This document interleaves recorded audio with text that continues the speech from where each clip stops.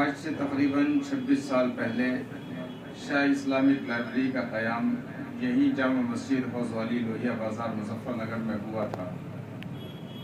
اس وقت میں اگرچہ لائبریری کے قیام کا مقصد علم کا فروغ تھا، لیکن ہم نے اپنے معاشرے کے حالات کو جیسے جیسے دیکھا اور معاشرے کے حالات جیسے جیسے ہمارے سامنے آئے تو ہم نے محسوس کیا کہ دینی محنت کے ساتھ ساتھ تعلیمی فروغ کے ساتھ ساتھ ہمیں لوگوں کی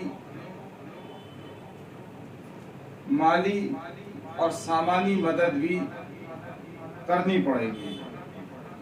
وقت اور حالات اس طرح کے ہیں کہ ہم لوگوں کے مسائل سے اپنے آپ کو الگ نہیں رکھ سکتے اور لوگوں کی پریشانیاں، دقتیں، دشواریاں سن کر ان کو نظر انداز نہیں کر سکتے۔ جہاں ہماری ایک طرف ضرورت دین ہے، جہاں ہماری ایک طرف ضرورت تعلیم ہے، وہیں ہماری ایک طرف ضرورت بیماری کی حالت میں دوا بھی ہے، سردی کی حالت میں گرم کپڑا بھی ہے۔ عید اور بقرعید کے خوشیوں میں جو چیز ہمارے لیے معین مددگار بن سکتی ہے، اپنے کمزور لوگوں تک اس چیز کا پہنچانا بھی ہے۔ لہذا شاہ اسلامک اکیڈمی ہمیشہ اس کی کوشش کرتی ہے کہ دینی محنت بھی رہے، تعلیمی فروغ کے لیے بھی کوشش ہوتی رہے اور اسی کے ساتھ ساتھ ہم جہاں تک ہو سکیں لوگوں کی سامان سے، مال سے، چیزوں سے، دوائی سے، پیسے سے لوگوں کی مدد بھی کریں۔ معاشرہ ایک دوسرے کے ساتھ تعاون کرنے سے بنتا ہے، ایک دوسرے کے غم میں، ایک دوسرے کی پریشانی میں، ایک دوسرے کی دقت اور دشواری میں ہاتھ بٹانے سے معاشرہ وجود میں آتا ہے۔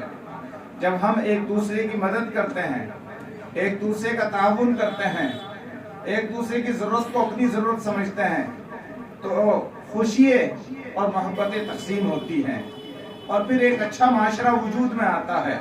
آج جہاں ہم کسی کی مدد کرنے والے بنیں گے تو یقیناً آنے والے ٹائم میں کوئی ہماری بھی مدد کرنے والا بنے گا، کیونکہ اسی طرح سے اللہ کا نظام ہے۔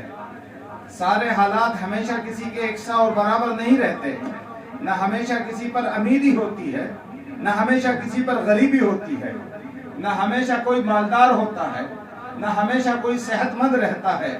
یہ تو زندگی کا ایک نظام ہے، وقت اور حالات عدلتے بدلتے رہتے ہیں۔ اگر کوئی بیمار ہو گیا، کوئی قرض میں گرفتار ہو گیا، کوئی پریشان ہو گیا، کوئی حاجت مند ضرورت مند ہو گیا تو اس کا مطلب یہ نہیں ہے کہ وہ ہماری نگاہوں سے گر جانا چاہیے۔ ہرگز ہرگز ہم کسی کو بھی حقیر نہ سمجھیں، چونکہ یہ اللہ کا نظام ہے، اللہ کا نظام ہے۔ کسی کے ساتھ بھی کوئی بھی صورتحال پیش آ سکتی ہے۔ ہم اپنے ہر ایک بھائی کو اپنی قوم سے جس کا تعلق ہے، چاہے وہ بہن ہے، بھائی ہے، بیٹی ہے، بزرگ ہیں، نوجوان ہیں، ہم سب کو سماج کا حصہ سمجھیں، معاشرے کا حصہ سمجھیں اور ہم بھی اسی معاشرے کا ایک حصہ ہیں، ہم اس سے باہر نہیں ہیں۔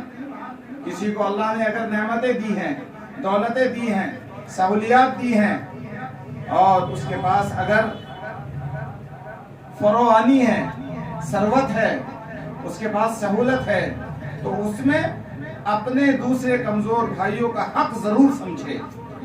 ایسا نہیں ہے جو چیز اللہ نے ہمیں دے دی ہمیں اس کا مالک بنا دیا، ہم اس کے مالک نہیں ہیں، نگہبان ہیں۔